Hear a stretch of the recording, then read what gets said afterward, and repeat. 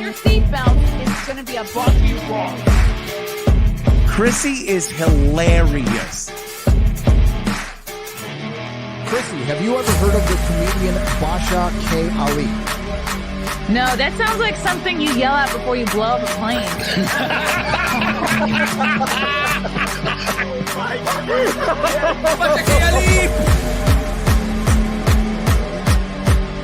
30 seconds remaining.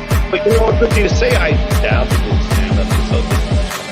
I haven't been disrespectful to you at all. I was very confused by the title, Everything Everywhere All at Once, because that's also what we call it when Ash takes off his shirt.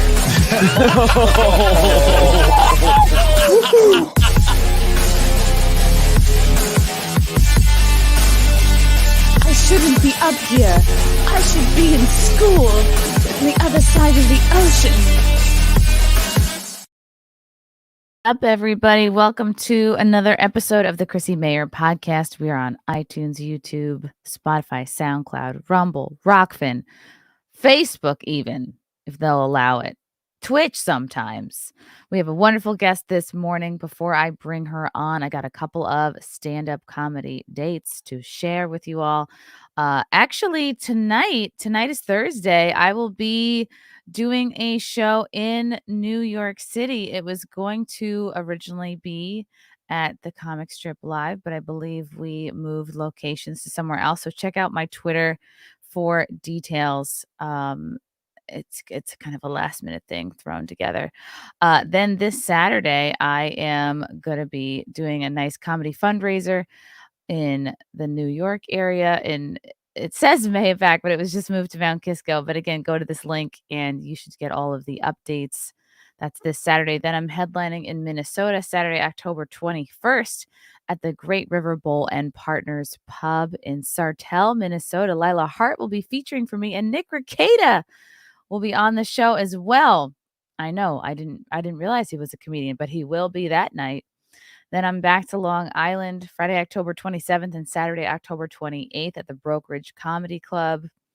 Get your tickets for that. All my peeps that I went to high school with. Unless you just got fat and you don't want to face me, then I understand.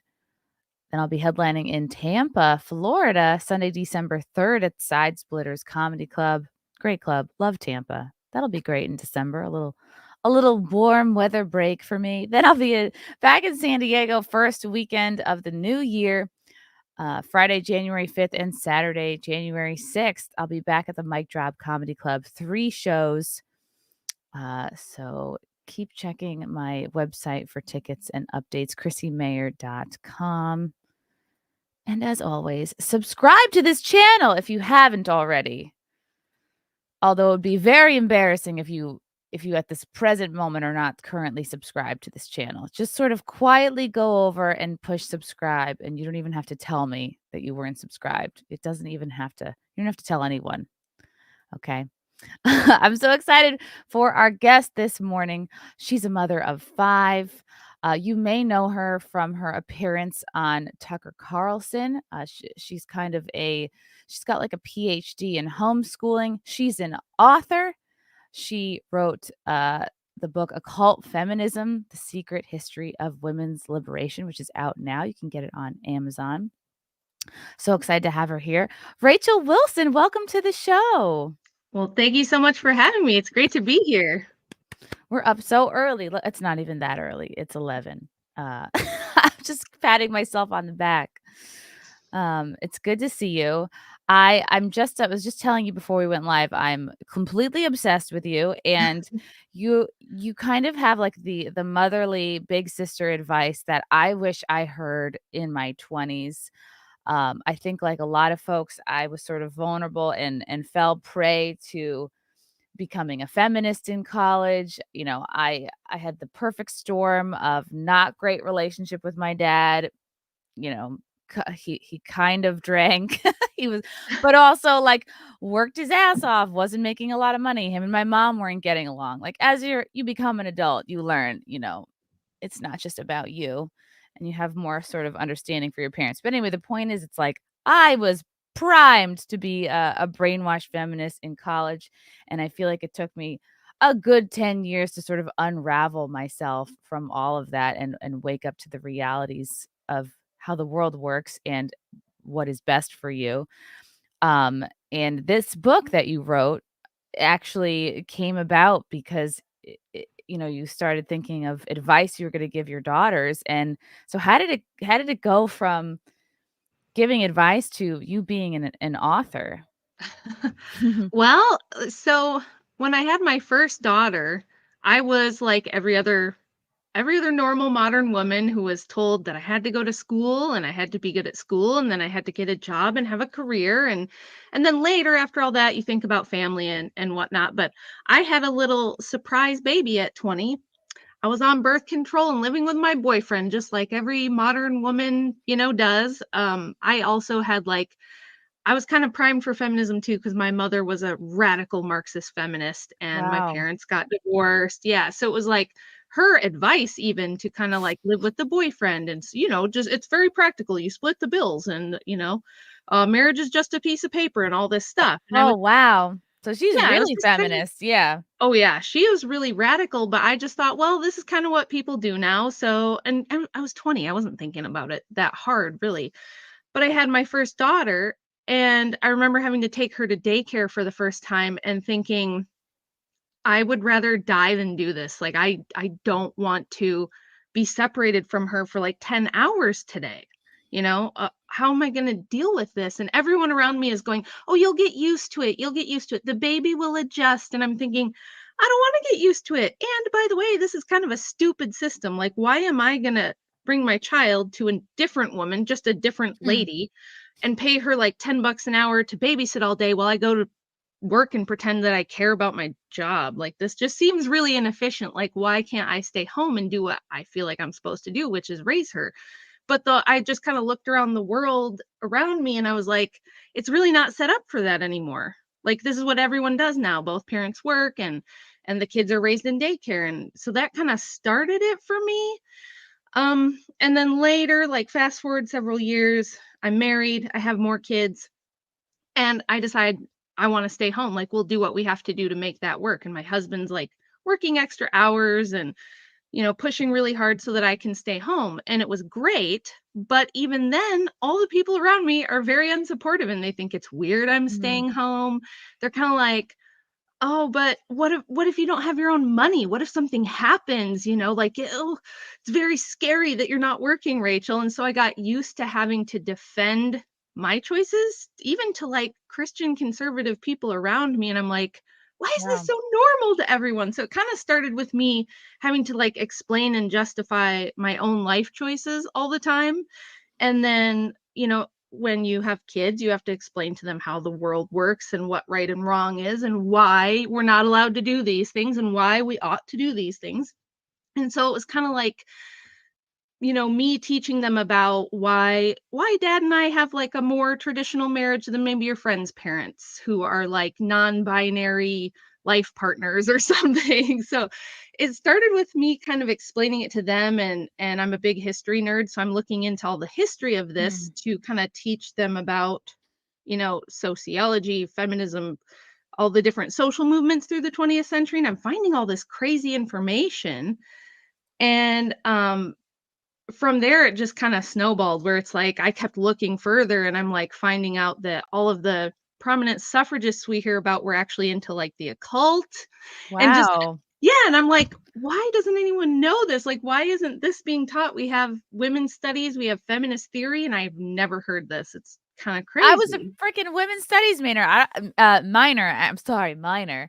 And Yeah, in all my classes, I never heard anybody say that the early feminists were tied to the occult. I know. But I mean, like, it's, and people will hear, like, I just did a big show with Joseph Everett from what I've learned, and his audience is not really primed for my content. He's kind of doing something new and picked me to start this new thing he was doing. And he had a lot of people in his comments being like, where did this crazy homeschool lady come from? And why should we listen to her? This sounds insane, right? Like, What is why his would audience normally like? he does more like nutrition, biohacking, Okay. sciencey kind of content. So it's not very political. It's not very like history dense, but he's an information guy and he's super smart. Um, But I understand people, like when I wrote this book, I knew it was going to be shocking to people, and I had better bring receipts and have really good citations and source material to prove the stuff I'm saying. And then I was going to have to explain why do the women's studies departments not teach this? Well, it's because in the 70s, when the Rockefellers kind of like funded and started women's studies programs, they handpicked certain really radical people to propagate certain theories, like Sandra Harding with her standpoint theory. And they actually wrote large sections of the history out of the textbooks as the 20th century went on. There's a really good paper on this by Professor Joe C. Miller, where he actually examined the 13 mainline textbooks used in most American universities from like the late 1880s on. And he found that over time they took, like, for instance, the fact that there was far greater membership in anti-suffrage groups than there was pro-suffrage groups, Wow. that the vast majority of women were anti-women suffrage right up until it passed. Like, they did a referendum on it in Massachusetts, and only 4% of the women who bothered to come out and vote wanted the vote at all. So from then They're like, on, we're voting to not be able to vote. so do you know what they did? So the pro-suffragists like Elizabeth Cady Stanton and Susan B. Anthony, they blocked women from voting about whether they wanted the vote after that. They Wow. campaigned all around the country and like blocked referendums on whether women wanted the vote because it was so unpopular. And he said that they would take those, pieces and kind of like just begin to omit them as time went on. Oh my God. That's so interesting. Yeah, it's so wild. So when I'm doing the research for this book, I'm finding all these cool facts, and I'm thinking it's going to be mostly about that. But then as I'm profiling like the most prominent suffragists of like the 19th century, I'm finding, oh, this one was a spirit medium. Oh, and this one was a tarot card reader, and oh, this one was a theosophist, and this one was in Aleister Crowley's circles, and she was like a high priestess in the Golden Dawn. And I just keep finding this over and over, and I'm like, I remember going to my husband and being like, honey, did you know all these women were like into all this voodoo stuff? And he's like, no, I've never heard that. So I'm like, well, I can't leave that out of it. So I dug deeper into that and found that there's like a really long history of feminism being tied to all types of occult religion, whether it's theosophy, witchcraft, Wicca, which is like later in the 20th century, all the way going back to ancient times and goddess worship. So wow. So you could make the argument that feminism is kind of inherently anti-Christian, anti-Christian values, anti-religion. I mean, I guess this stuff kind of takes the place of a religion. I feel like whenever someone claims to be atheist or not religious, something always takes the place of religion, whether it's some kind of activism or some kind of belief system. Yeah, you have to have some kind of meta narrative for your life that informs like your morality or your purpose. So if you take Christianity out of it, you've got to go somewhere else. And if you're a feminist, especially like say somebody like you who you're young and you're in women's studies and you identify as a feminist, all of these kind of religions are very appealing because they tend to have like a goddess component to them, like a divine feminine component to them. They tend to have a lot of like mythology that's has vengeance against men by like a female goddess and things like that, which I kind of go over that in the first chapter. But yeah. Yes, this is appealing because I remember when I was younger, like, I don't know, 13, 14, middle school age with my friends, like this stuff is very appealing. We were all about the Ouija boards. Even now, I still do like crystals, but I'm not like, praying to them or anything. I think they're just aesthetically pleasing and they hold my papers down.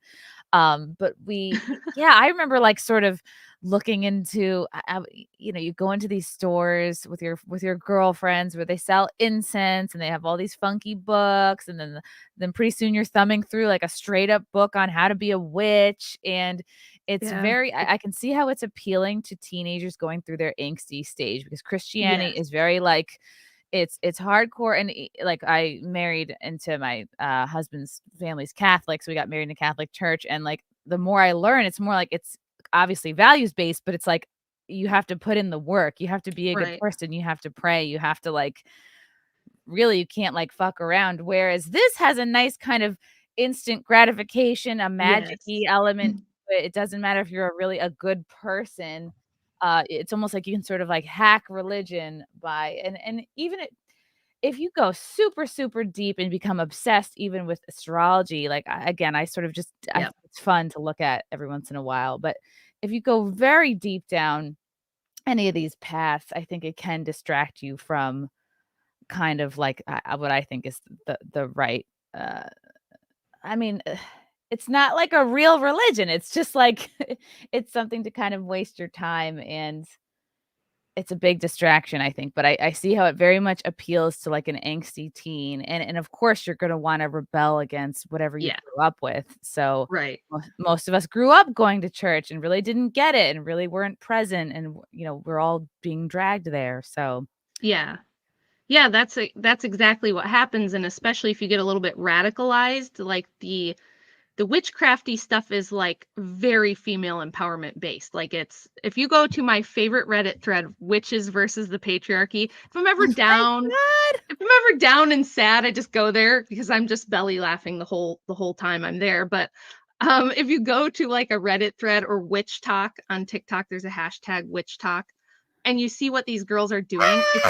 It's This very is like it's very real. like I hate my dad. Now That's all let me it is, show you that's all it is. I hate my dad. Let me show you how to water your houseplants with your period blood. It's just, Oh you know, god, so and then it's you get very into trapping your boyfriend by putting blood in his food and shit like yeah, that, and yeah, I was like, "That's" even even if it's complete bullshit and it doesn't work, like, that's a manipulative person that's gonna wanna do that. yeah, yeah. So if you're like an angry young woman who's like Yeah, it's mad perfect. at men, oh, it's like it's the best thing ever. It's a Wait, vehicle for that, this is and the you can description for Witches versus Patriarchy Reddit. It's a woman-centered sub with a witchy twist aimed at healing, supporting, and uplifting one another through humor and magic. The goal is to at once embrace and poke fun at the mystical aspects of femininity that have been previously demonized or devalued by the patriarchy. This subreddit is a safe space is capitalized, for women, BIPOC, and anyone in the LGBTQ plus community. We are sisters, not sisters with a C.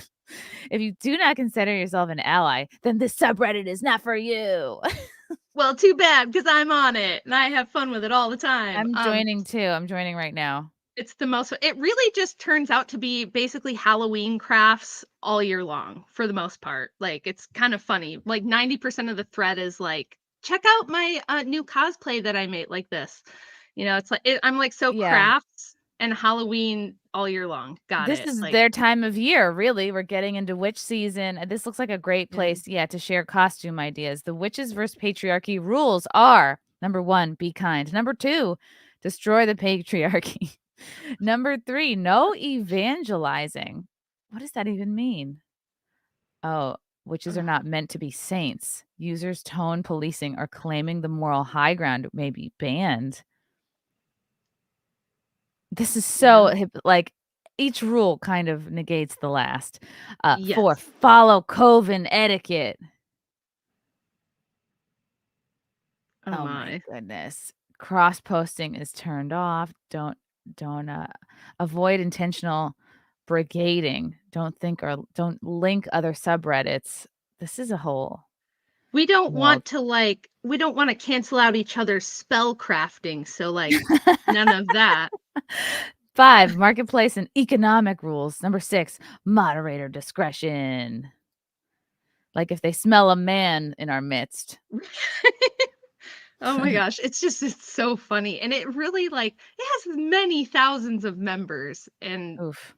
a lot of women are really into this stuff and it just kind of it's interesting if you want to kind of study the psychology of what's going on with these women and why they think this way and all that kind of thing. So but yeah, I feel like this stuff my main thing with feminism is like we're always told it's for us, right? Are you a woman? Yep. This is for you. It's for you. You need to respect it and honor it because we did this for you and women had to sacrifice so that you could be free. And it's like, okay, well, first of all, free from what exactly? So we can't get married anymore. Men don't want to get married anymore. And if you do get married, everybody gets divorced. Nobody grows up in an intact home anymore, hardly. And it's like, so now I have to have kids and work a full-time job. I got to pay income tax.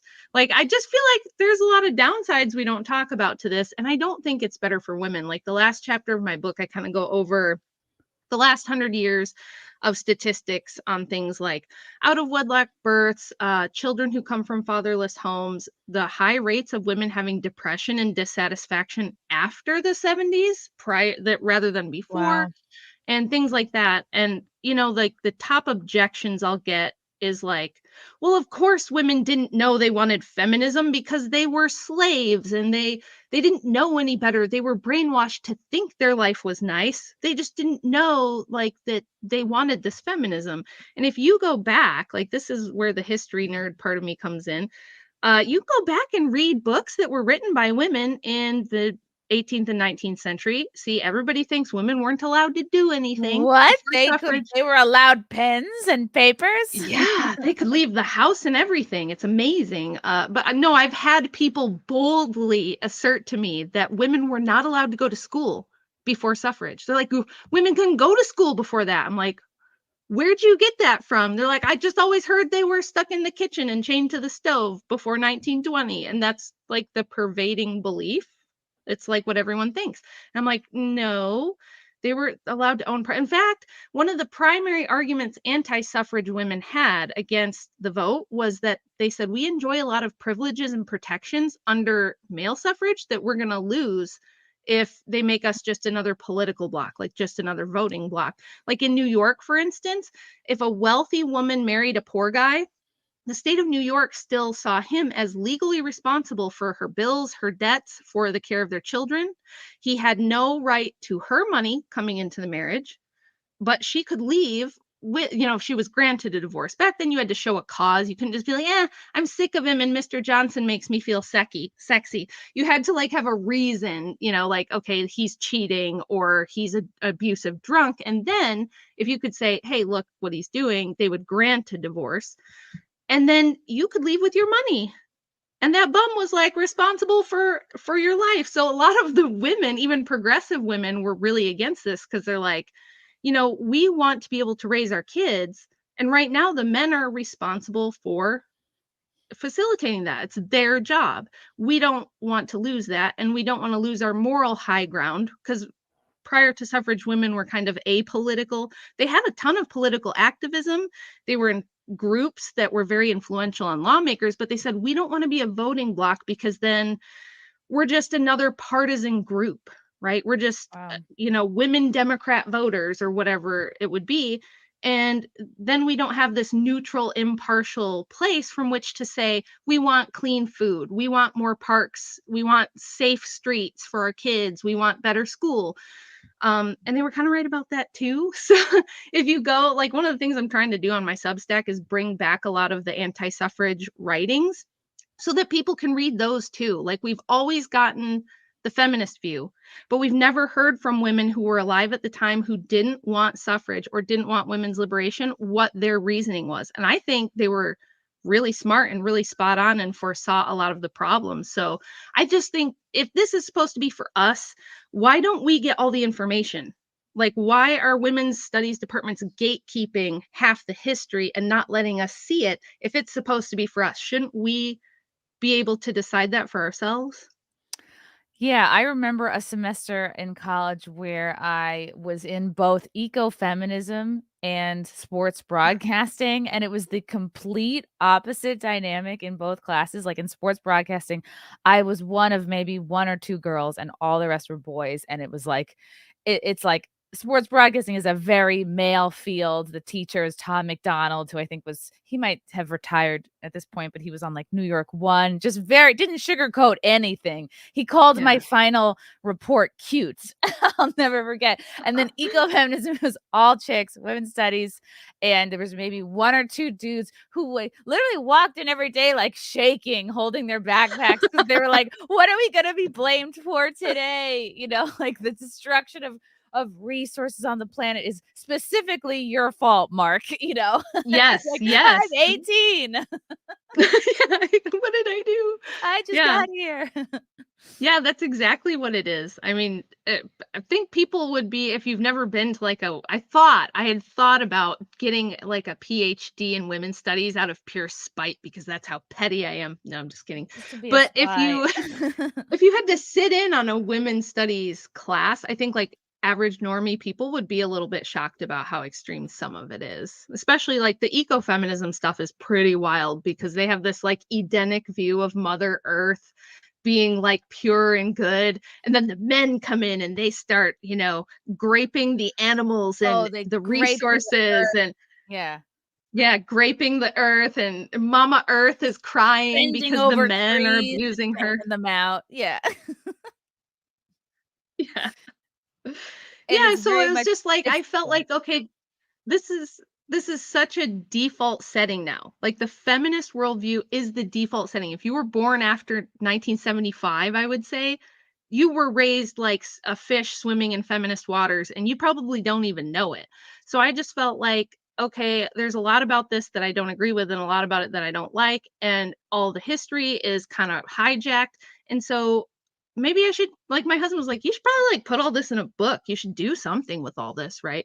So I wrote the book, and right around the time the book was coming out, we had just gone through the year 2020, and everyone's stuck at home. And my husband had started just like debating with some liberal political people on Facebook, like this tiny, tiny group. And he got like really popular really fast, and this group just started growing, and then it turned into a YouTube channel, and suddenly he's debating like Destiny and Vosh and all these like wow. really popular people. I know. So then he's like, you got to get in here and debate feminism with some of these women. I was like, okay, that sounds fun. I'll do that. So I started kind of doing that too, and it just kind of right around the time the book came out, I'm doing these debates and they get kind of popular, and just kind of, it was really accidental. Like I thought maybe only my dad would ever read my book. I didn't know if Aw. like it would ever really get out there. I know. But it's been like wildly successful beyond what I thought it would, and I'm super happy that people are at least interested in hearing the other side of things. Wow, that's really neat. Okay, how was it like delving into the YouTube world and the content creator world?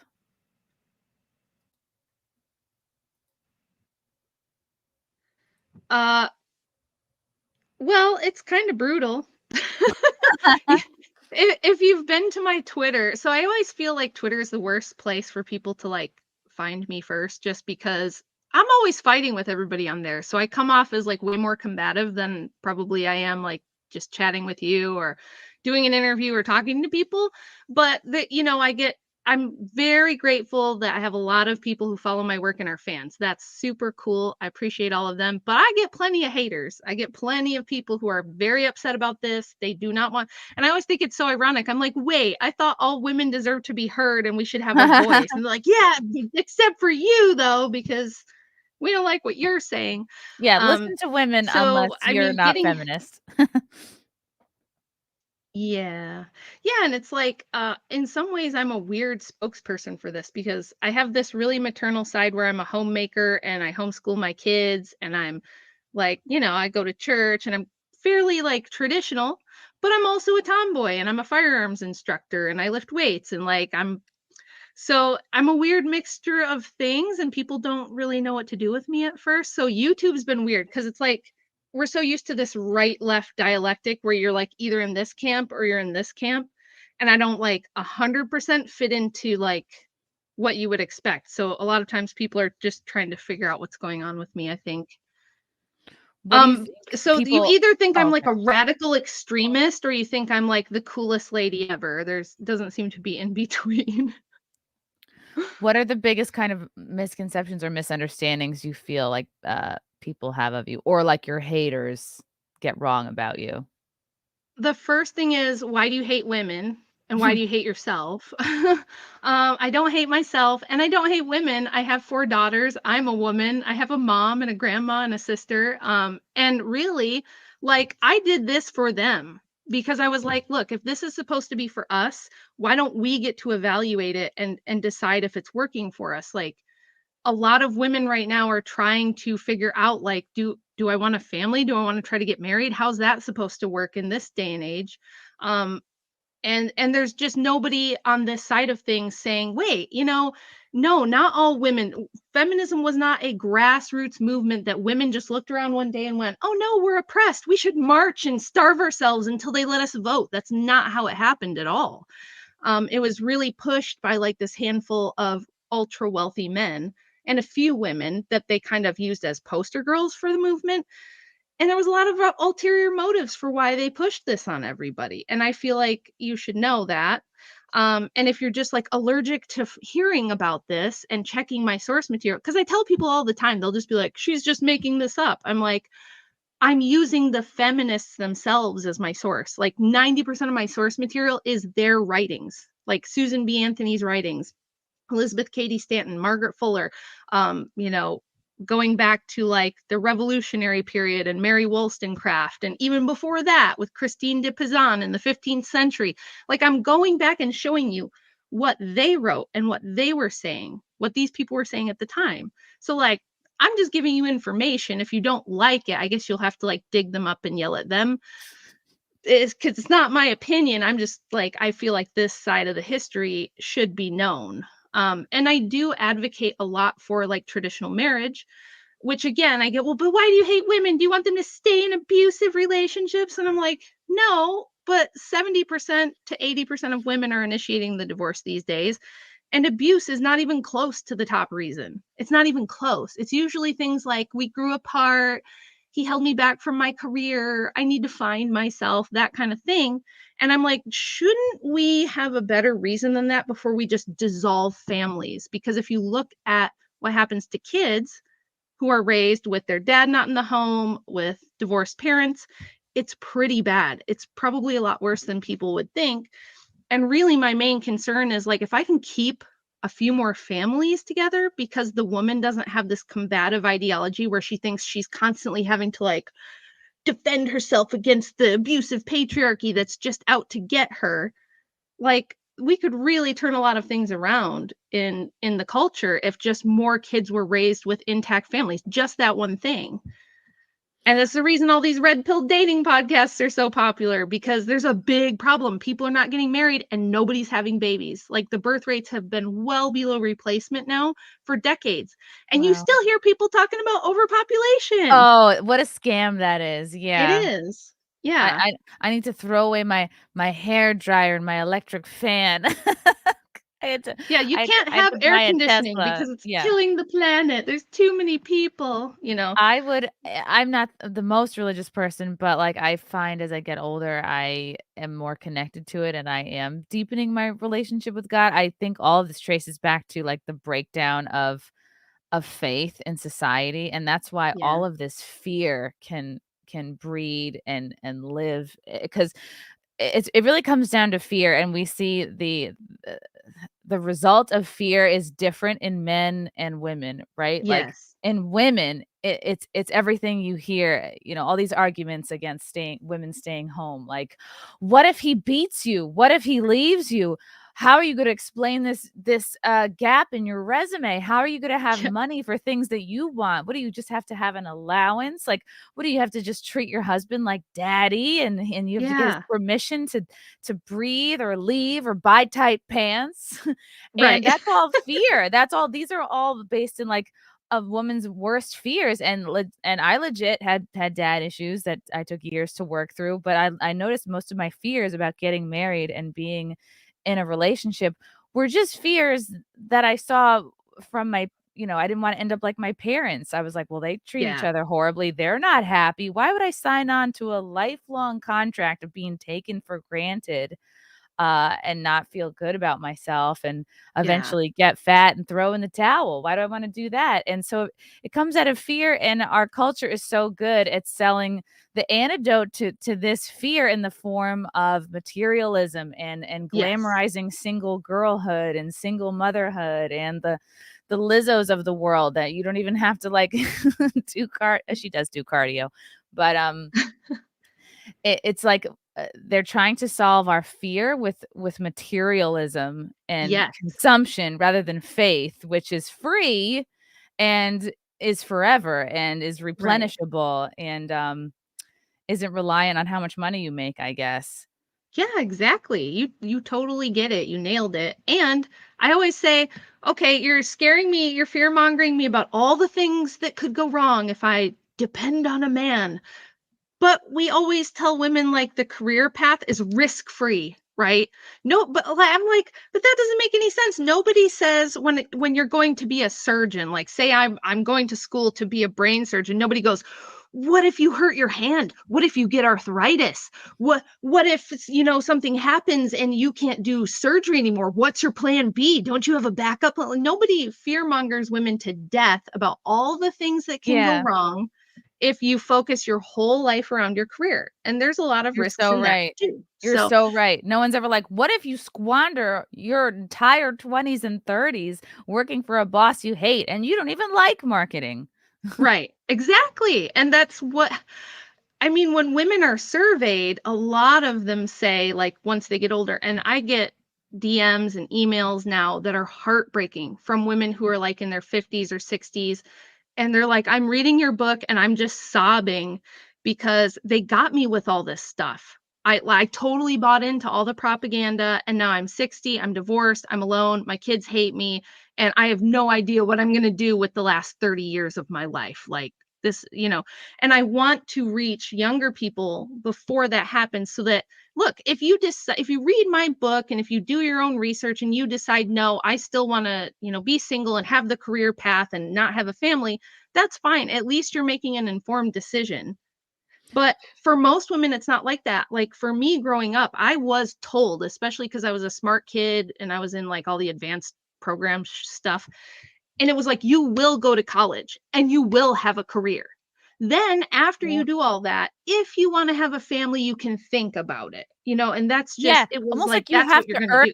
You have to earn it first. You have to get your degree. Same thing like in my house. My mom was like, hey, the best I could do was secretary school. I want all my 3 kids to go to college, and then you can take care of yourself. And I don't know if that was just a boomer female mentality or I mean, I can understand how it came from this place of like my mom couldn't really depend on my dad like emotionally maybe like not romantically. I don't know what the hell their deal was, but like they clearly were just together because each of them couldn't afford to live separately, but they also weren't actively working on their marriage. Like they were just avoiding each other. And my dad was old school. He was like, oh, wife take care of inside house, I take care of outside house. It's like, well, the kids were inside the house, so that kind of prevented him from getting closer to any of us. So they just were sort of stuck, and it kind of kept him from forming a closer relationship with all of us. So it's kind of sad, and right, we weren't served like it was an option. It was like, you have to get your degree. Then maybe if you make enough money, you can have a family, but you have to do this first. And they don't realize how much time and money that's going to take. Yeah. And then, so think of it this way, you invest, K through 12, all of your formative child years trying to do good in school because everyone's like, you have to go to college and you'll never get into a good college and you won't get a scholarship if you don't do good. So you're like, all right, you get really good at being good at school, especially girls. We're very good at performing in school compared to men. Then we go off to university. You're paying. So the average woman graduates with $40,000 in debt. So you've invested $40,000 in your university education plus, 4 to 6 years of your life. Then you get out of college and you're like, well, I have to get a good job and try to really get my career going because I've got debt to pay off already. I'm starting off young and in debt. So I've really got to focus on my work and be making enough money. Now, the average woman in the United States only makes about $40,000. So she makes $40,000 a year and already has $40,000 in debt. And if you look at the top 20 jobs that women do now compared to 100 years ago, they are almost exactly the same. They basically just traded farm labor for HR work, but almost everything else is the same. It's and just being a teacher, yeah, it's like you're a nurse, you're a teacher, you work in retail, you do bookkeeping or an office job, like those kinds of things. You're a receptionist, HR, Yeah. I have assistant, this somewhere on nurses. my Substack where I show them, but it's like, yeah. So the couple things you can take away from that is one, no matter how much we try to push women into STEM fields or male trades, they don't want to. Like the question of if they can is kind of a separate question from if women want to. Like women don't want to work in a lumber yard for the most part. Okay. Are there a few? Are there like 3? Yeah. Are there a few women who want to do like astrophysics? Yeah. But most of them pick the same types of jobs that they've always been doing, which is like caretaking roles, organizational, paperwork type of stuff, or like, teaching, nursing, that kind of thing, retail, all that stuff. So it's like 100 years later, that hasn't really changed. It's just now women have all this debt and they're fear mongered to death about marriage and like all the risks that, what if you have a baby and then he leaves you, all this stuff. So I'm just like, I don't know that it's good advice that we give to young women to say, take your best childbearing years and spend them in university and work. And then when you're like past your prime fertility, then you should think about having a baby and make sure you're saving up for that IVF because you're probably going to need it if you don't get, the average woman gets married at 31. So say you get married at 31 and you try for a few years and it's not working. You're like, shoot, now I'm 35. If I want to have a baby, I guess I'm going to have to get serious and get some IVF. And the failure rates for IVF are also sky high. I think we see celebrity women using it all the time and like having surrogates. And so young girls think I can have a baby in my 50s. No problem. Madonna or Jane Fonda or somebody out there is like, freezing their eggs and having babies in their 70s. Yeah, So I'll be like a Kardashian. I'll just I'll rent out a whole nother woman, and then no one even has to know. Yeah. So they think, so it just really, I think it's mean. I think it's mean to do. I'm always like, I'm not the one who hates women. You're the ones all telling them, just start an OnlyFans to put yourself through college because that won't totally screw up the rest of your life. Wait until you're past your fertile years to start thinking about having a family. That's not going to completely ruin their life. And focus only on your career. Even though you're probably going to outlive the men, women live longer than men. You're probably going to die at 85. Like, what the hell are you going to do between retirement and 85? Who are you going to hang out with? No family. Yeah. Whose house are you going to go to for Thanksgiving? And who's going to push you in a wheelchair? Yeah. And like countries like Japan are running into serious problems. South Korea, the birth rate is 0.78. So the average woman in South Korea isn't even having one child on average now. It's really bad. And they're looking at things like, maybe we should start putting down the elderly because there's not enough people to take care of them. So we should like incentivize assisted self-deletion. Like these are the problems that we're starting to have and they're very serious, but everybody just hand waves them because like, well, but we can't upset the feminists because they will just never stop screeching and making everyone's life miserable. So just don't even touch it with a 10-foot pole. And I was kind of like, well, I'm going to do it. And I know it's going to make a lot of people mad, but I think it's mean to lie to women about so many of the things we lie to them about and to misrepresent how life works. And the fact that, there's hard facts. We all get old. We're all going to get, if we're lucky enough to get old, we're going to get old. And we have a bit of a timeline that men don't have as strict of a timeline. If a guy wants to wait till he's 40 to get married and have kids, he can do that much more easily.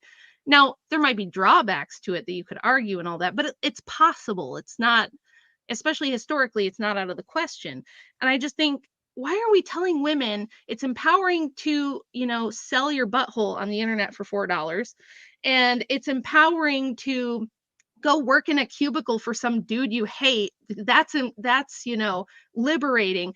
But if you are at home serving your husband, that's slavery and oppression and you're abused. It's like, I'm just like, this doesn't make any sense. Am I the only person looking around at this and going, this is totally irrational. It's not logical at all. And I think when I started doing debates, it just became way more clear because you have to look at facts and stats and be able to argue the logic. And I was like, I'm pretty sure I'm right about this.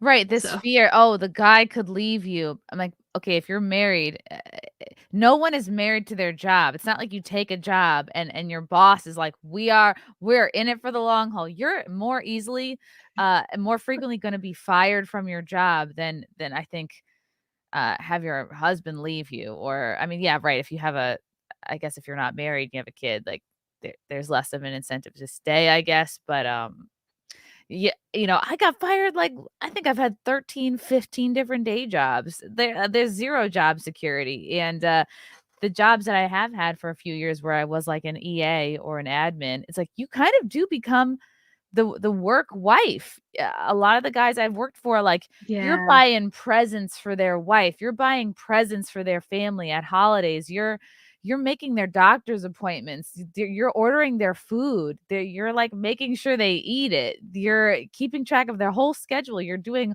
all of their travel planning, you're making sure they call their daughter back when she leaves a voicemail at the office. So you're putting all of your energy into this, like, strange old dude who won't even Yeah. give you a raise after 6 years. Yeah. Or Or like that's this just an faceless example. corporation that sees you as a number or something. I remember my oldest daughter is in her early 20s and she called me like kind of recently and she was like, "Mom, I get it now."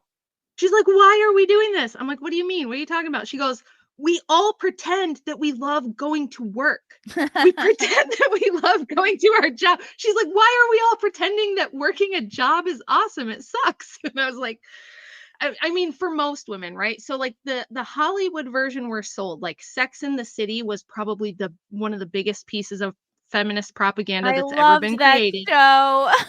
Everyone did. That's why it was so effective because but Mhm. everyone thought they were going to grow up to be a Miranda or they were going to grow up to be I don't remember all the characters. Charlotte, And they're thinking, yeah, they're Carrie. thinking I'm going to go to university and then I'm going to get an awesome job, just like these women and I'm going to fly to Paris and have the champagne brunch and close the deal. And then I'm going to buy my Manolo Blahniks and it's going to be amazing, and for most women, you're working kind of a crap job. You're like a retail manager, right? It's usually a very unglamorous job that you have to go to. That I mean, is that really? But is staying home with your kids and like investing your time and energy in them and your own home and your own family and having freedom? Like this is one of the really weird things to me being a stay-at-home mom for the last 12 years now and not working.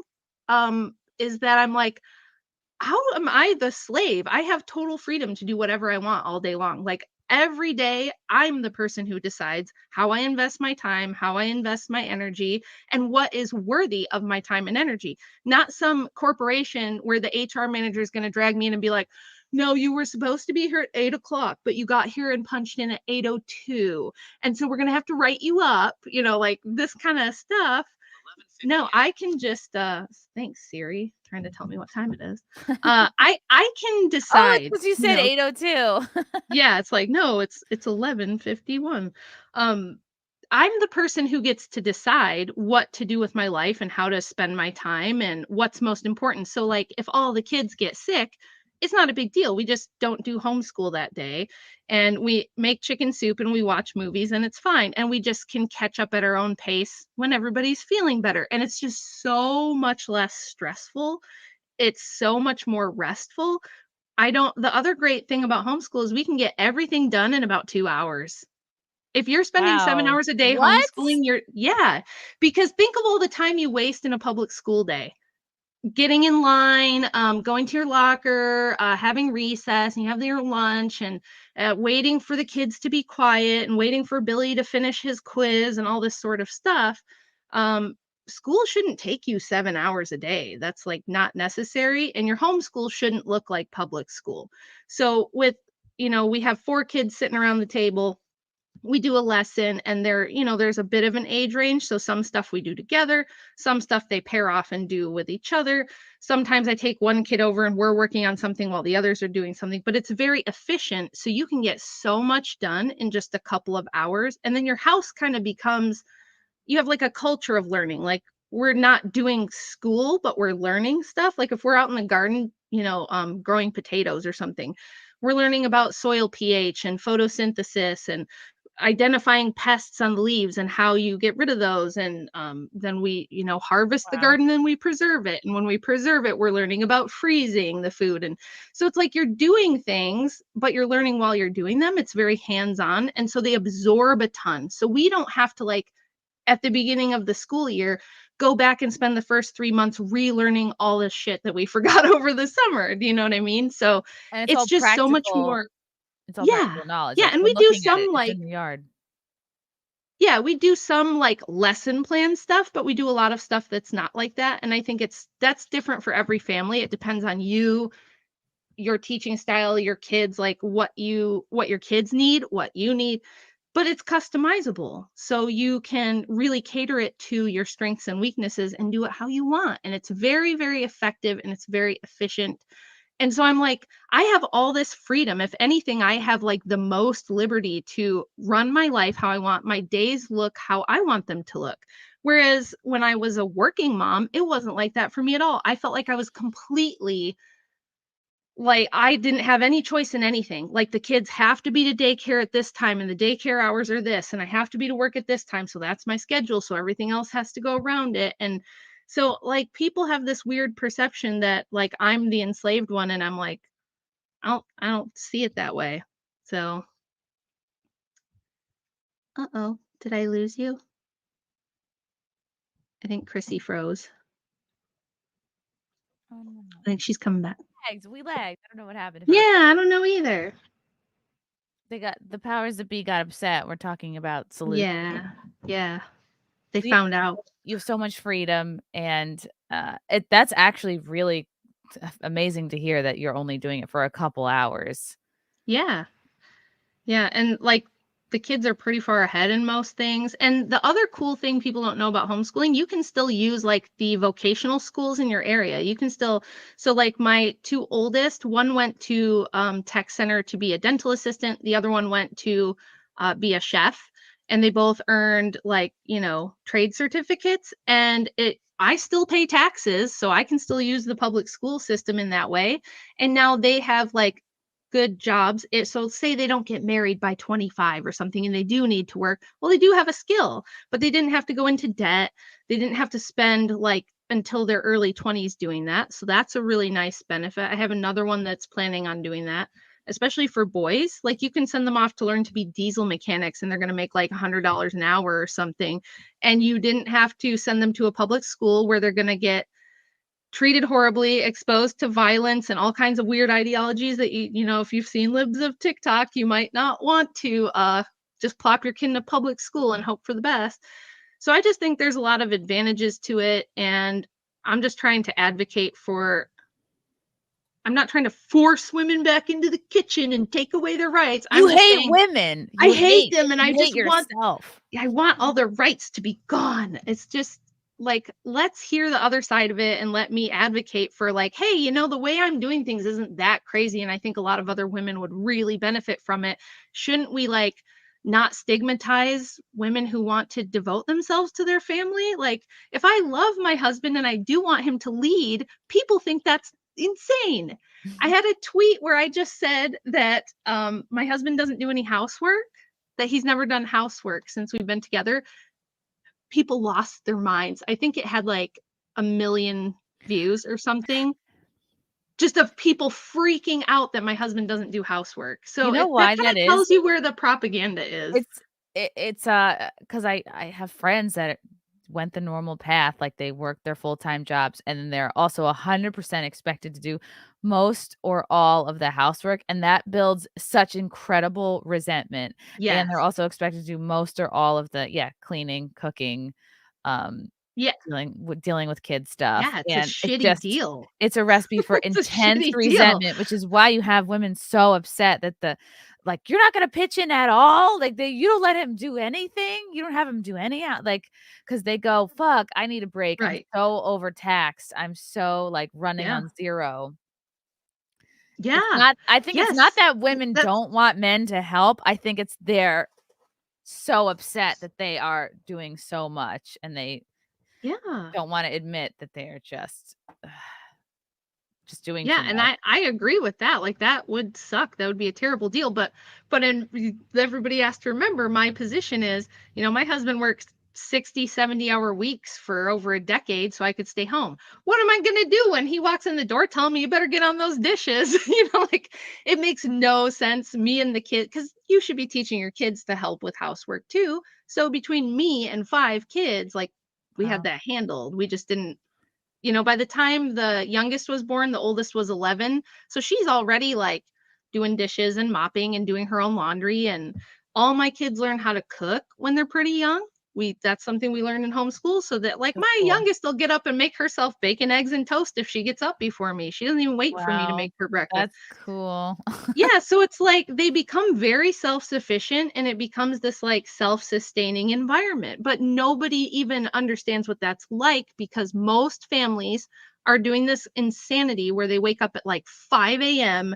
It takes them forever to get everyone ready and to get everyone out the door. And this kid goes to this daycare, and then the other kid has to go to like the big kids' school, and then dad goes off to his work, and mom goes off to her work. And then we all finally come back home sometime around 6 p.m. Everyone's exhausted. Everyone's, cranky. The kids are acting out because they have like no equilibrium. And so everybody's miserable. Nobody feels like they're getting a good deal. Everyone's always arguing, and there's all this chaos and conflict. It's just not, I don't think it's working out for most people. The way that everyone is doing things doesn't seem like people are really happy with it. So I'm just saying, like, this is a valid option to consider, but it's very demonized. Like, I've been called a baby factory. I've been told the reason I was a stay-at-home mom is because I'm too stupid to do anything else. And that I couldn't hack it in the career world, or, like I have some kind of Stockholm syndrome where I just want a man to like run my life for me and tell me what to do. Like, people have the weirdest assumptions, and I'm like, wait, why am I like the weirdo? Everything I'm doing is weird and gross and stupid, but what you're doing, which seems kind of insane to me when I describe it, that's like supposed to be normal, and that's what we all have to do. So Yeah, you're yeah, spending an hour commuting into your nearest city where you work for 7 or 8 hours, 6 to 8 hours, spend another hour getting back, and then by the time you're home, it's later than 7 and you have to make dinner for yeah. everyone who's already And starving, and that's gonna take an you hour probably too. even have to go from work and then take this kid to I'll take her to ballet, and you take Johnny to soccer. And then people are getting home at 9 o'clock at night. And then it's like, oh, the kid still has 2 hours of homework. Johnny doesn't get home from soccer until 9 p.m. and then he has to do 2 hours of homework, and then he has to take a shower and get ready for the next day, and whatever. And then he has to get up at like 5 a.m. So high school kids are getting like 5 hours of sleep, and we wonder why they all need to be medicated, why they don't know what gender they are. Like, high school kids have like a pretty insane life. They should be like, the science says they should be sleeping like 10 hours a night. I don't know Wow. any high school kids who are sleeping 10 hours a night, and we wonder why they're all depressed and like emo and whatever. Could have something to do with it, that we are putting them through this like crazy rat race of life really And they're over young and teaching them that this is normal. and they're over So medicated, way too yeah. young. Daniel Clancy, thank you for becoming a member. Chris Mack, saw Rachel with Jolly Heretic last week. Great stuff. Thank you, Chris. Russell Hall, we should only tell hot women to show b-hole online. That's a great advice, Russell. Sadly, that's not what's happening No, anymore. everyone's doing. JB, interesting conversation. Thank you, JB. K-Max, do nice guys finish last, or does it win out in the long run? Maybe it is women who dislike weak guys, not nice guys. Yeah, so like this is a big question. This is why like I said, all these like the whatever podcasts and Fresh and Fit are so popular, because we have this major issue, this huge gulf between the sexes where men and women don't understand each other anymore. The women are extremely unhappy because they're like, oh, I went to college and got this amazing career, and now I make $90K a year and I can't find it. Like, women still want a man that makes more. They still want a man who's taller. And it's really tough when the women are like these strong, independent career boss babes for them to find a guy. So that's one thing. The other thing is it's perfectly acceptable for women to like have really stringent demands. Like if you've ever looked at the data on how many women do not like short guys, how many women do not like bald guys, how many women don't like poor guys, but then we have Lizzo running around going, it's completely unacceptable for men to require that I am not morbidly obese and probably going to die young. Like it's fine for women to have like this list of demands, but men aren't allowed to even say, I would prefer a woman with like a lower body count. Most men aren't wanting virgins. Okay. They're not. Most of them are like, if I could get one under 10, that would be pretty cool. Like I would take that. And women are like, how dare you? Right. So, and it's because we're telling them all this conflicting stuff. Like the worst thing about feminism is it gives you this cognitive dissonance. We're trying to hold one set of beliefs about the world, but then it's bumping it up against the reality and it never matches. And I really think it drives women insane. So, I mean, nice guy, it depends what you mean by nice. So I think that dudes who are raised by single moms and they're trained like from birth that they have to be like really passive and let the woman lead and happy wife, happy life. Women actually don't like that. It kind of makes our ovaries shrivel up. We kind of want to see you like don't be a pussy. be a leader and take initiative and don't be a pussy. That's what we want, but boys are raised like, okay, they've got their single mom and then their elementary school teachers are like 85% female. And then high school teachers is like half and half. And then they go to university, which is very woman centric for the most part, few exceptions. And all the propaganda, every movie they watch, every like music video is like, Beyonce is gonna, dig her heel into your balls if you look at her wrong. And you better not challenge the strong, independent woman. And that's right, I'm the boss. So men think, okay, well, I guess I'll just simp. I'll just buy your bath water for like $1 million and tell you you're beautiful. But then they're like, but she doesn't want me now. And it's like, we're telling people all the wrong stuff is what I'm trying to say.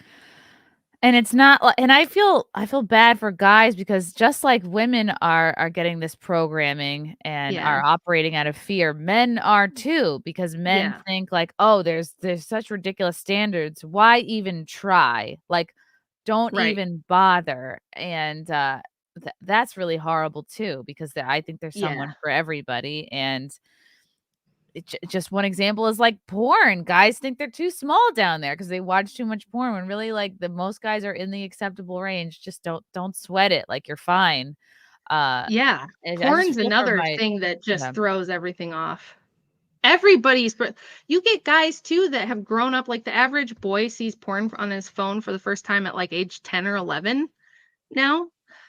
So they start seeing weirder and weirder stuff. And by the time they hit their 20s, they think like my daughters have had, like, they go on a date with a guy and the guy is thinking like some crazy things like about how to handle the date. Or you get these guys who are like, do you want me to choke you? Do you want me to dress up in your underwear? And the women are like, what? No. Why do you think this? But it's because they think we're all like porn stars or something because they've grown up watching that and it warps their idea of what women are like. And you and I were talking before this about the rise in the popularity of vasectomies. So there's a lot of fear mongering to the men too, that like women are evil. They're never going to love you. They're going to all leave you. So like Rollo Tomassi tells all women or all men to get a vasectomy in their 20s. Now I understand the logic behind it. I truly do. Like if you look at the numbers and you look at the stats, I can see the argument for it. Absolutely. Now, me being a Christian and me wanting to like convince people to maybe not follow all this terrible advice, I'm hoping that vasectomies won't be necessary or normal in your 20s anymore. I would like to see us above replacement rates with, the birth rate again. But there's just something so unsettling to me about, like, you know what I mean? I think of it as a hose out in the backyard. Like, just turn the hose off. You don't have to cut the hose off at the source. You know what I mean? I'm sorry to call them hoses, but I'm like, there's just something about, I don't know, maybe they're more reversible than I realized, but it seems so harsh It is. And it seems really intense, like, and Yeah. very necessary.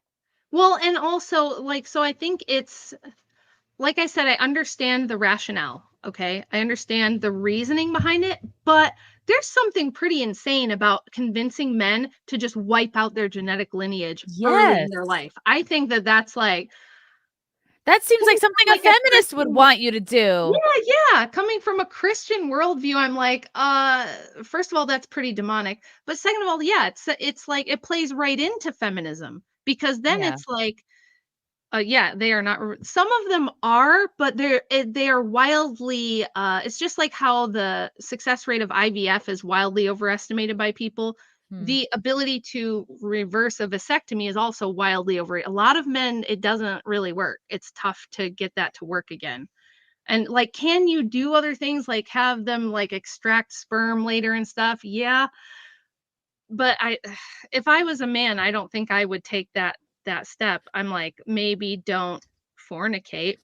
Just saying. I know it's wild and radical, and I'm a super extremist, but I'm like, maybe get married Wow. young to like somebody good if you Look at can this. find one. It's saying, while vasectomies are a permanent form of birth control, they can be reversed with high success rates of up to 95%, they're For claiming. for a period of time. So Oh, wow. after I think it's up to 10 years, and then after 10 years, that success rate goes down with each year of them being able to reverse it. So it's Damn. stuff to consider. But yeah, I do like it's tough. It's tough. I'll think we're being a little hard on the women. Maybe I shouldn't be so mean to the women on Twitter. And then I see a video of some girl acting absolutely insane, and I'm like, okay, maybe not. It's just tough the way that young women are so brainwashed into this mentality. First of all, I debated a younger girl who is a streamer, and I asked her if the power grid went down. Say we had a massive ice storm or like an EMP and the power grid is just like out. Not just like, temporarily for 2 hours, but like for a month or something.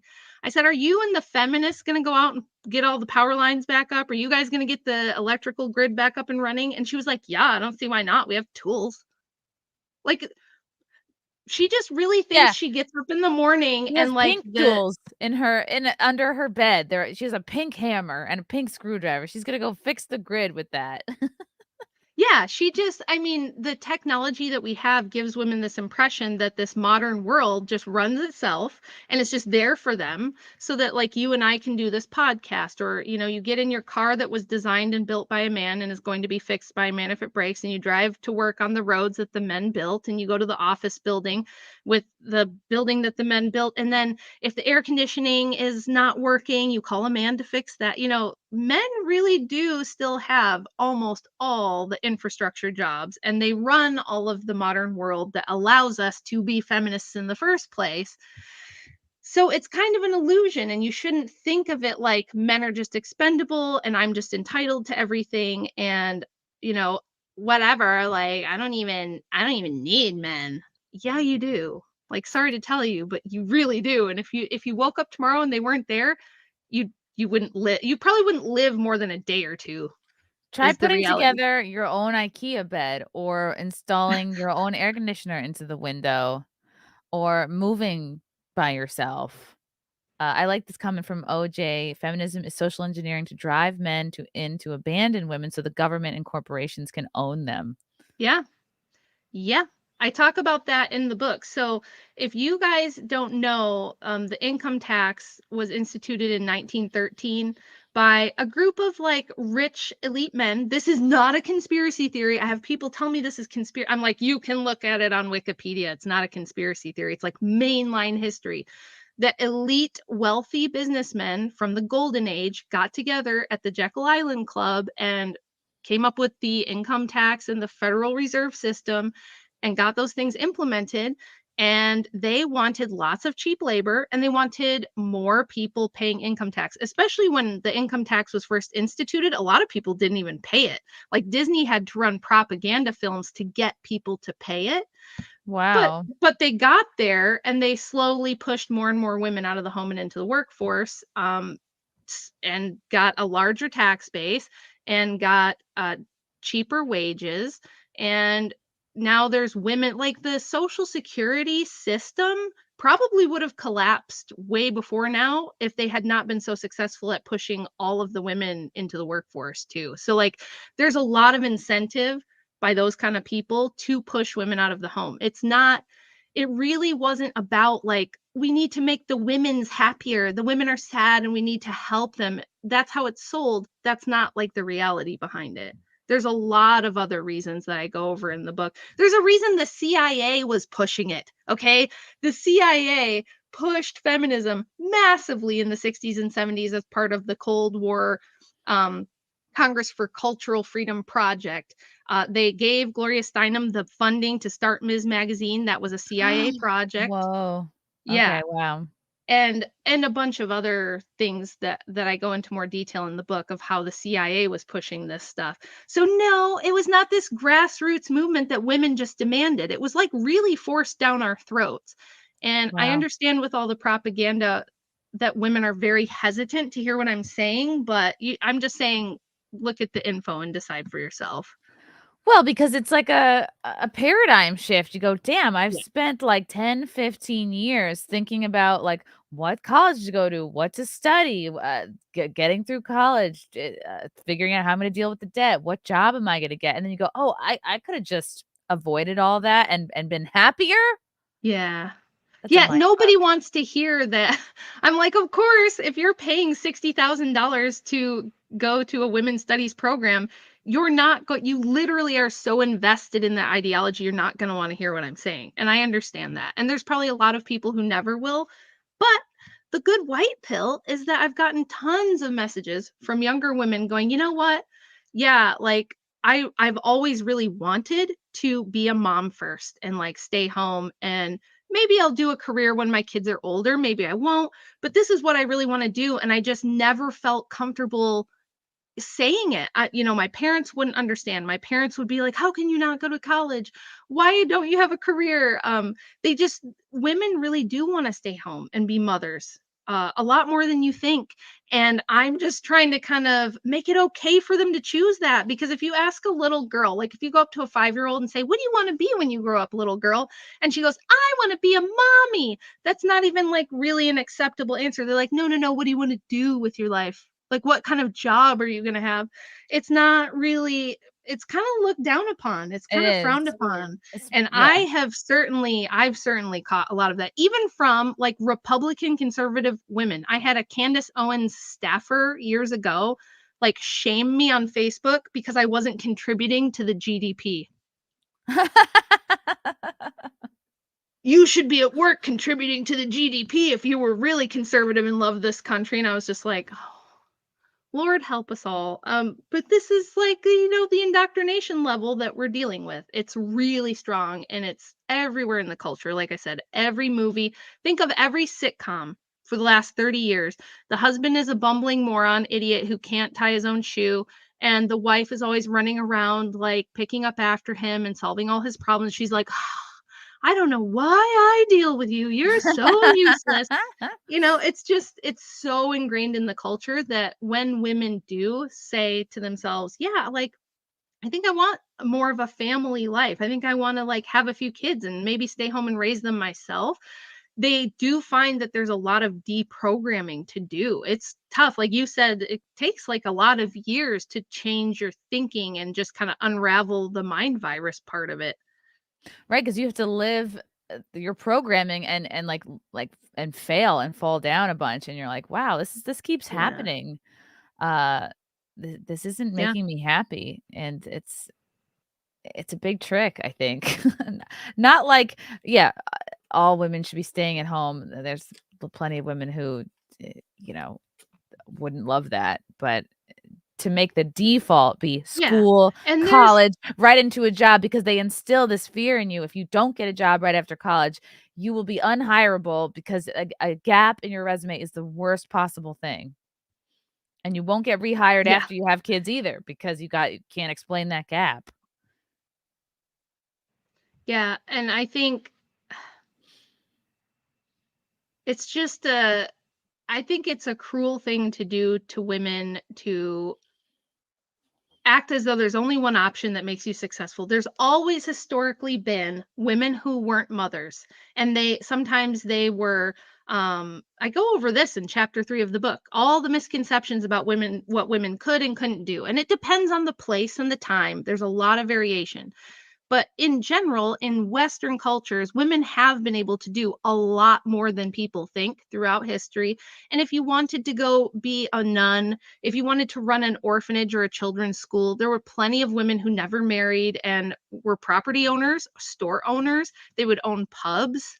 These were very common things, like in Europe and Greece, in ancient times, for women to do these sort of things. Instead, there's always going to be a small amount of women who aren't really cut from the motherhood cloth and aren't going to do that. But what we're dealing with today is brainwashing women to think that they're not. I talk to so many young women who are like, I just really don't want kids. They're just icky and they're gross. And it's just, it's so expensive. I can't even imagine.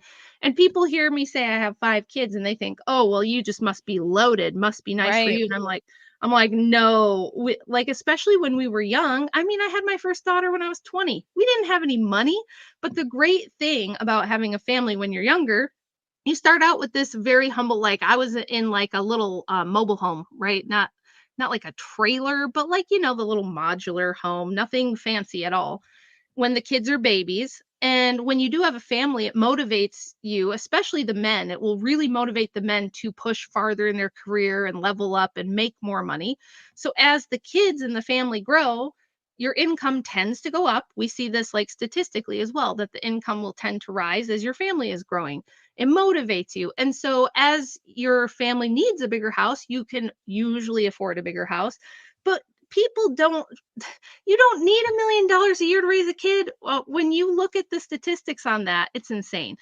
If you do things like the way I am doing them, I'm not saying you have to copy my life, but I'm saying there's tons of ways to make a family affordable, to make staying home affordable. And if less women were in the workforce, men would have higher wages. Like in 1930s Germany, they put some restrictions on how much women could work because they had been pushing a lot of women into the workforce in Germany in their roaring 20s, when things were getting really liberal there in the Weimar days. And they put like a little bit of restriction on it because the male wages were getting driven down by all the women working, and men were starting to be out of work. And they wanted the family to stay intact. So they were like, no, we want more of the men to be working. I know that there's going to be people that think that's terrible, but I'm like, well, I mean, it's nice if the other big reason I would say it'd be better if more women stayed home is it's lonely right now to be a stay-at-home mom. Because most of your friends and your sister and your neighbor and even your mom are probably going to work. Yeah. And so you are kind of alone all day. And so you have to try to find like mom groups or homeschool groups and things like that. Whereas in my grandma's day, when she had her babies, her sister was at home with her kids. Her mom was at home. Her neighbor ladies were all the women were at home, and they had community, and they'd spend days together and they'd do things together, and everybody had a lot of support. So if you had a brand new baby and you had a couple other kids, you'd have your sister come help. Your aunt could come help. Your mother would be there. You don't have that very often anymore because all the women around you have to work. Yeah. So it's so true. Wow. Yeah. Question from KMax. Rachel, would Pearl be willing to do a show with Chrissie? I think Pearl might be misunderstood and would enjoy Chrissie's sarcasm. I think I maybe did have Pearl on once a while back. Maybe. Yeah. I don't know. Pearl does what Pearl wants, So like, we are friends, but you would have to like email her PA. I don't know if she would come on. She might. I don't know. I think she's really an interesting force in the internet world. She raises some good points. Like I know that she tries to, she wants to rattle cages. She wants to like go viral, and I think she's a little harsh sometimes, but at times like refreshing, and I feel like an interesting voice for sure. And she's definitely making an impact. I don't think we have to take like on my Twitter, for example, sometimes I'm posting very serious stuff that I care deeply about, that I'm like very serious about whatever it is I'm posting. And other times I'm totally shit posting and just messing with people who are messing with me. Right. And I think she does that a lot too, because the mob likes to come for her. So she'll give it right back. So it's like, at the end of the day, we are all like internet personalities, and I don't think everything we say has to be taken super serious. Like my book Agreed. is serious. I'm giving like a lecture at a seminar to like a theological seminary in November. That's like this Ooh. yeah, that's the really serious nerdy side of what I'm doing. But sometimes I'm honestly just shit posting and like giving people some trouble, or Yeah. somebody's picking on me and I'm giving it back, and that's part of being online too. So Yeah, she's one of these people that like if you're upset with something in your own life, she's someone very easy to like point hatred at, like with yeah. anybody else who's online. And what you were saying before about more women used to be home and there was more of a support group for having kids, like and this was part of my what I always felt college and in my 20s, like I can't have a kid unless I'm able to 100% pay for it all by myself, because I was like preparing myself for the worst case scenario. I'm like, if I can't Yes. do this worst case scenario, then it's irresponsible to do it, period. Yes. And that Yeah. was like my motto. Yeah, women are very security minded. We have to be. If you have a baby, you're pregnant for 9 months, you're nursing for like a year and a half to 2 years, you're very vulnerable. And there is some risk there. So women are like naturally supposed to be security minded, which is why the women who were against suffrage, they're like, wait, we have kids to raise. We need the men to be doing man things. Like we need providers and protectors. That's their role. Please don't take that away, because if you do, then it's like on us, on We're our own. screwed. Like then we Mhm. do have to plan our lives with the mentality that we have to do everything all on our own, all alone, and be totally self-sufficient. And I don't think women are meant to live like that. I really don't. It's stifling for sure. Yeah. Thunderstorm nice means you're agreeable, meaning you're lying about what you think and feel. Being good means you're honest. That's a good Yeah. comment. I actually always say about my own husband, I'm like, he's not nice, but he's a very good man. He's very Ooh, good, but he's not necessarily nice. no, we don't like nice. Matthew Hammond, women posting their L's is an interesting account to follow. I follow them too. Yeah. Fun, usually feminist fails. K Max, Elon Musk says civilization's biggest looming crisis is low birth rates. Does Rachel agree? And what are the cures for this? That's a tough question. I do agree. I totally agree. I do think the birth rate is a serious, but we're already seeing a lot of the effects of it. And there's a lot of confusion because people will be like, but the population is growing. And it's like, yeah, because we have an 80-year lifespan. So it takes a little while to see the population start to dwindle. But the UN projects that it's going to. They say unequivocally that it's going to. And things like supply chains are already being affected. We already have a labor shortage. Even the countries we used to bring all the immigrants in from are now below replacement in their birth rates. There's only parts of Africa and the Middle East that are still above replacement. Everyone else around the globe is Wow. below the 2.1 replacement rate. So, yeah, it is a big problem. And if you look up what the effects of that can be, it can be things like food shortages, supply shortages, labor shortages, not enough young people to take care of the elderly, and all kinds of other economic impacts. It's like a really exponential thing that's hard to even put like numbers on, because there's so many variables that it affects. But yeah, the cure for it is tough, because I mean, part of what I'm trying to do is help cure that by being like, hey, we should support and encourage motherhood and venerate it again as like a worthy thing to do in life. We should support motherhood in every way to make it easier to raise children. But I'm afraid that, unless my book just like blows this world away and everybody starts following Rach, which I think is kind of unlikely, it's probably going to end up collapsing, and then it'll force the change. I don't like that. It's going to be very uncomfortable. It's probably going to be a painful correction no matter what. Right. But when I was on Jelly Heretic, that's what we were talking about, was this ebb and flow throughout history of when empires rise and they're at their peak, you see feminism start to emerge. And then you see the decline right after, because birth Wow. rates usually tank and antinatalism becomes the overarching thing. Antinatalism, is that just That's anti like getting pregnant? who are against you having kids, like, too many people on the planet, you shouldn't be Oh, having okay. babies, don't force women to be birthers, just like this attitude that there's too many people and humanity hurts the earth and too many people is bad. But, all that's kind of been debunked. I do talk about that quite a bit in the end of the book too, because Malthus was wrong and Paul Ehrlich was wrong. All these people who projected there was gonna be too many people on the planet were wrong for 200 years, but even now we're basing tons of public policy around this idea, even though it's wrong. So, I think I would love to fix it the easy way. I don't think that's likely, so I think it's gonna end up life's gonna get really tough and things are gonna get really bad, and then people are going to have to change things, and then we will probably see more women having babies again and stuff. I don't know. I would hope that we could just encourage it and prevent all of Right. that, Yeah, we have to sit and like make the system around us, the way that society runs, just more conducive to having intact families, having support for mothers, making raising kids affordable, all those kinds of things that used to be kind of the default. Like, we would try to do that. Most of the policy was steered that way because you had kingdoms that had a vested interest in having their population um, grow. So all the policy was geared that way. And then the last 200 years, we've reversed that because all the depopulationist scumbags run everything.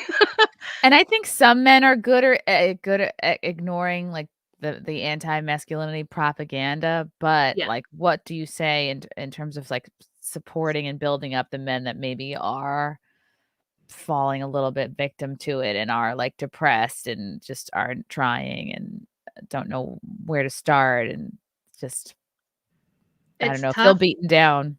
Yeah, it's really hard. And I get a lot of, messages from those kind of guys too. And like, they're very open to me. I don't know if it's like my mom vibes I give off, but they'll kind of tell me like their whole story. They'll be like, yeah, my mom kicked my dad out when I was really young and I was raised by my mom. And a lot of, I'm not saying all single moms, okay? There's lots of reasons you can be a single mom that isn't your fault. I was one of them. I know there's many, okay? I'm not saying this about you ladies, okay? I'm saying the women who, like my mother, fell into the Marxist feminist nonsense and one day looked at my dad and thought he was her like evil oppressor and kicked him out when I was 9, right? And just completely disrupted my whole childhood. That happens to a lot of kids. And especially with boys, it's like now I'm the man of the house. There's a lot of boys who become their mom's you know, husband in a way. Yeah. It becomes this weird kind of dysfunctional relationship where little Johnny is the man of the house and he's kind of raised with this idea that the primary purpose for him in life is keep mom happy, make sure Wow. mommy is happy and make sure mommy feels good about herself and like that sort of thing. And they'll hit their 20s or 30s and their life is really terrible and they feel really hopeless about ever getting married or having a family themselves. And they're like, what do I do? Usually I will tell them to look into Orthodox Christianity. It's the most traditional form. It is the original church and it is patriarchal. We have patriarchs. We don't have a pope, so we're not like the Catholics, and we don't have the completely disorganized like Protestant thing going on. We have bishops, we have patriarchs, and it is a patriarchal system. I mean, they're not wrong. Like when the witches say Christianity is the patriarchy, I'm like, yeah, it is. And that's great because it puts men in their proper role of having responsibility and also the authority to go along with the responsibility. So this is where I think men are like really confused as to what to do. You should have authority, but along with that authority comes all the responsibility. You can't have one without the other. And right now we're trying to either give men all the responsibility but none of the authority, Hmm. or we're trying to give them all of the authority but none of the responsibility. So that might be like, some of these pickup artist type of guys that are Oh, just like okay. pump them and dump them types, and they're teaching the men how to do that. I'm not a fan of that either. I don't think that puts either men or women in their proper role that gives them overarching meaning and purpose in life. So Agreed. That's a good answer. Junior, how do feminists feel about the trans Hmm. ideology and women's spaces being invaded? I mean, God, this is a hot I topic. know. And Well, it's like you're I'll tell you not how an I ally feel. if you have a feeling about this. No, I'll tell you how I feel. On the one hand, I want to ally with the TERFs. I want to like build a TERF army and take out the trans thing. But on the other hand, A turf war, if you will. right. On the other hand, I'm like, okay, well, your ideology directly enabled this. And I mean directly. And I can support this.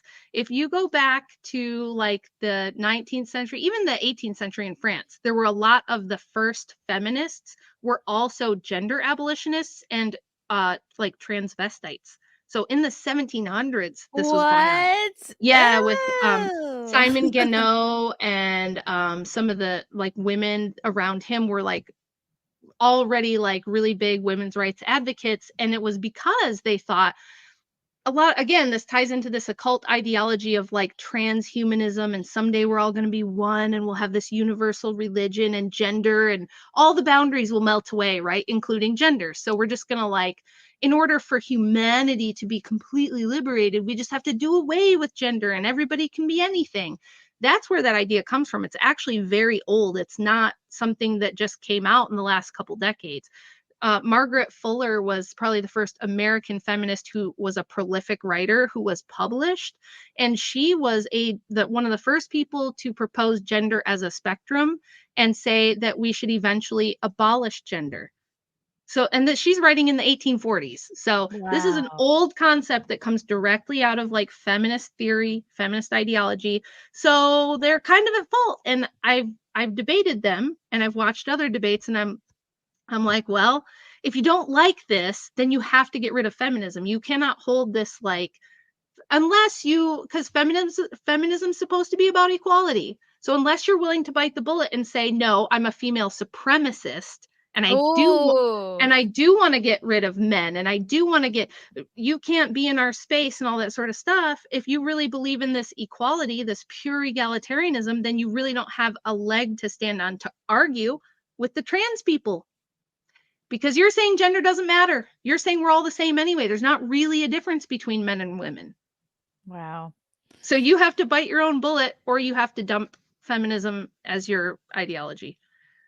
But most of them just stay quiet, it seems. Most of them just get mad and like yell about it. Viking, men are supposed to go to work so the women can stay home and do OnlyFans. Yes, the natural order of things. Yes, it's so good for women. I'm so glad I was liberated from the patriarchal oppression so that I can just be an e-whore now, and that's my purpose in life. This is my butthole. It's for anyone. I'm not just gonna limit this to one man. I want dozens of men to see this butthole. Yes, just give me that money. Russell Hall, if you're Catholic and Orthodox, do you get 2 Christmases? Catholic and Orthodox? You can't be both at the same time. So I might not be understanding the question. This is a dumb question. So yeah, okay. Thank you, Russell. Thanks for trying. Wow. Okay, this is so interesting. I find this vasectomy thing so fascinating because this is just not something that folks were talking about until a couple years ago, and I don't know why it bothers me so much. I'm going to play this little TikTok. It's become like a pop culture thing. It's like the cool thing to do, but I think it's probably just maybe also comes out of fear. If you're like, oh, I'm so afraid a girl's gonna gold dig me, or Yeah. I have no self-control. I can't help but knock people up. Right. And this is the only solution. I must get a vasectomy. Yeah, I think that's a bad idea. But like I said, I understand it. Okay, I cannot pull up It my won't play. Is this it? I've done in 6 years, probably more than 6 years, and I'm really scared to do it. I lost 110 pounds. That was the easy part. Nobody told me at the beginning of this journey that by the end of it, I'd still feel like the fat guy, no matter how much weight I lost. I may have removed the weight from my body, but unlike any run I've ever gone for, any exercise I've ever done, any barbell I've ever lifted, It compares none to the Wait, weight is this the wrong that I'm about TikTok? to lift off my Oh, Join me as I enter a public space shirtless for the first time in probably wait a the second. good part This of the day. is about vasectomy? This is like an inspired weight loss. Yes, it is. I mean, good job though, dude. No one knows how Good for to you. be here. Wow, he's Just look like shirtless. anybody else now. I am superbly uncomfortable, but this is a strength exercise like anything else. The more reps I put in, the more time I put in, the stronger. Okay, I thought this guy was getting a vasectomy, but he's actually But just no. shirtless in public the first time. Well, there you go. Good job Oops. losing all that weight. I guess I played the wrong one. I thought this was going to be a TikTok about getting a vasectomy. Anyway, again, I just think it's kind of out of fear. It definitely is, but it's like, I mean, it's both sides are this crazy with this stuff. It's like the women are like, we have to have the, abortions because if we don't, we're going to be enslaved to having children. And the men are like, we have to have vasectomies or we're going to be enslaved to having children. We're going to be stuck with some awful woman paying her all our money for Why are 18 years. People that you don't like. Like, why don't we just start picking people that we like? I tweeted the other day, I was like, my advice to young women be don't sleep with anybody unless you want to have their baby. Yeah. And vice versa. If you're a dude and you're not into the idea of someone killing your unborn baby, then don't sleep with that chick. Like, Yeah. start from there. And whether or not you want to have kids, like, you're going to be picking better people if you start from that place. Well, I think you really kind of nailed it earlier when you were talking about materialism of like, let's try to solve all of these spiritual and like metaphysical problems in life with materialism. And what happens, so like you see like church attendance is way down, especially among men, because most of the churches, except for like I would say the Orthodox Church, and there's a few like Baptists and there's a few that are still more masculine, but church has really become like this touchy-feely new agey woman experience where we do this and we sing for like an hour and then we hear the pastor talk about how you need to be more supportive of your wife and be a submissive leader in the house or some nonsense like that. So men are checking out of that, but people are checking out of it in general. People are really going towards like you said, there's no real atheists, but they're rejecting like the Christian religion and even like, all the more traditional religions and going with new agey stuff or atheist materialism. And so what's the incentive to have kids at that point? Why? You see them as nothing but a drain on resources. You're like, what am I getting out of this? Okay, so here's the correct TikTok. This is Mike Pridgeon, a 28-year-old comedian based in New Jersey. I haven't heard of him. Got a vasectomy and posted the process on TikTok. His doctor off camera can be heard saying, "Little pinch here," and Mr. Pridgeon winces, his eyes shut tight behind his glasses, bracing for pain. And now it's on TikTok for us to see. I'm in no pain right now. Ugh. I'm walking. I filmed the entire thing, face up, of course. Yeah, no pinch here. Why? That was not nearly as bad as it. What is being pinned? Oh yeah, I thought it was gonna be like losing a ball. I'm You are giving losing a front ball. row seat to my procedure. Join me. Boo. Does he say why? Like, does he give any reasoning as to why, I wonder, or no? I got it from this New York Times article, and they just said, let's see. I'm sure this guy was like, I'm a comedian. I want to get a TikTok. I want to get a Maybe. vasectomy to get more followers. Like, come to my Probably. show. Come to my showcase show in Jersey. Why did he get it? Wow. The comments are mostly positive. They thanked him for sharing his journey. No, he didn't say why. Probably so That's he can just hit weird. more open mics and bang female open micers and not worry about having to support a family on an open micer's salary. Yeah, maybe. Yeah, I think, well, it is true. And I like the most recent article on my Substack goes over what I think a huge mistake we made of fear-mongering women to think their husbands were the risk. That their biggest risk in life, the most dangerous thing you can do is have a husband because they're cheaters and beaters. And that we have 45 years of data to show that fathers and husbands are actually the protectors And that when you remove them, when you tell women to just cohabitate or get divorced, that is the thing that puts women and children more at risk by far. Like the statistics on it will blow your mind, guys. You should go read.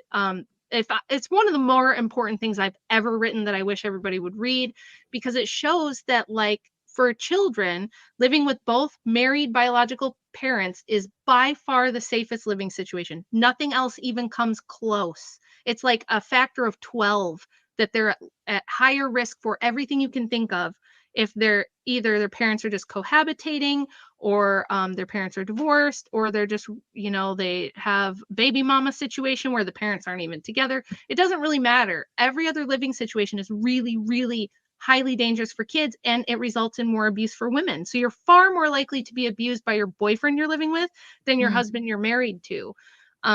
So we've actually removed, my kitty. Oh, sorry. Aw. He's trying to join the show. What kind of cat is it? He's just a little gray kitty. He's like a barn cat that I Aw. liked, and I wanted to keep him. So now he's a house kitty. He's Aw. moved up in the world. Yeah, but we removed the people with the most vested interest in protecting their wife and children. And then when other men come around, they're more likely to do bad things to the woman or the child than the actual guy they made the family with. It seems pretty intuitive, but people don't really believe that. Women think it's safer to not get married and to just live with their boyfriend, because they're like, well, then I can just leave. That's Right. what they're thinking, but that's not what we see them do. And it tends to be much less stable, and it tends to result in abuse more often. So I think that there he is. Oh, he's so cute. He is. He's a good boy. He's He's so very, little. he's like 5 months old. Oh, so he's a kitty. Yeah, he's small. But yeah, that's kind of what we've done. And I think that women are terrified to get married, and then men are terrified because the court systems are also so like kind of skewed against them, and the rates of like falsely attributed paternity are fairly high. I mean, they're not sky high, but they're high enough that if I was a man, it would give me pause. You know what I mean? And we have genetic testing now, so that's nice, but it's really tough on paper when you look at divorce rates, when you look at how women tend to initiate the divorce like far more often. Men tend to stay, even if they're not happy, they tend to tough it out, and women don't. And I think it's because we encourage and propagandize women to leave, right? How many times do you see a woman post something? She'll be like, my husband was so insensitive today. He didn't even remember that it was the 15th anniversary of my first trip to Maui, where I tripped out on acid and saw like the machine elves, and he didn't even remember, and now I'm sad. And the women are like, girl, you should leave him. He doesn't even love you. It's like very, very societally encouraged for women to leave for anything, right? Just if he wasn't good enough, if he wasn't like perfect, you should leave. And men see this and they hear it, and their own mothers have left oftentimes. And so they kind of look at the landscape and they're like, not sure this is a good, risk to reward ratio for me. I'm checking out. I'm just going to get a vasectomy because I don't want to get trapped. And if you all women are just going to walk around in nothing all day and try to be promiscuous, why shouldn't I just sleep with you? If Chad can sleep with you, why can't I sleep with you? So I might as well, and I'll just get the vasectomy. And they have a point. So like, you can never really escape this thing that women are kind of the gatekeepers of like sex. We should be very choosy. We're supposed to be selective, and we're supposed to like save that for the person who is going to stay around, and you have to incentivize that, or it's not going to happen. Everything we do in society, you're either incentivizing or disincentivizing certain behaviors, whether you like it or not. We can't just be like, you do you, bro. Sorry, but that just doesn't work. I think women also are programmed with like, well, they're not going to stay around, so you might as well just you yourself have fun and fuck around and YOLO. Yeah. I already did that. Oh, the Orthodox calendar is different for Christmas and Easter. Oh, it depends if you're new calendar or old calendar, but I'm like, my church is new calendar, which most are. So we do get Christmas, but our Christmas is like a whole season. So we really do up Christmas, and our Easter is actually called Pascha, which is like Greek for Passover. But yeah, we get like a whole season of Christmas and a whole season of Easter. So it's like a big we do fasting and we do feasting. We know how Ooh. to pull back, and we know how to party a little bit. Fasting and feasting. It's better than cheating and beating. Yes, Okay. exactly. Rachel, thank you so much for coming on the show. You're an absolute delight. Just a wealth of Oh. information. I'm Well, going to thank order your you. book right this moment. Tell the good people where they can find you and follow you and what's coming up. So I do have a YouTube channel. It's just Rachel Wilson. You can go there. You can follow me on Twitter, the little banner down there at Rach for Patriarchy, or you can buy my book on Amazon. And please go to my Substack, which is rwilson.substack.com. That's where I'm posting all the other stuff I write and all the other like info dump data things, historical anomaly, weird stuff you've never heard of, but might find really interesting. So definitely check that out. Awesome. Thank you, Rachel. And thank you to the chat for your very intelligent, good questions today from you guys. You really pulled it together. And we will see you guys next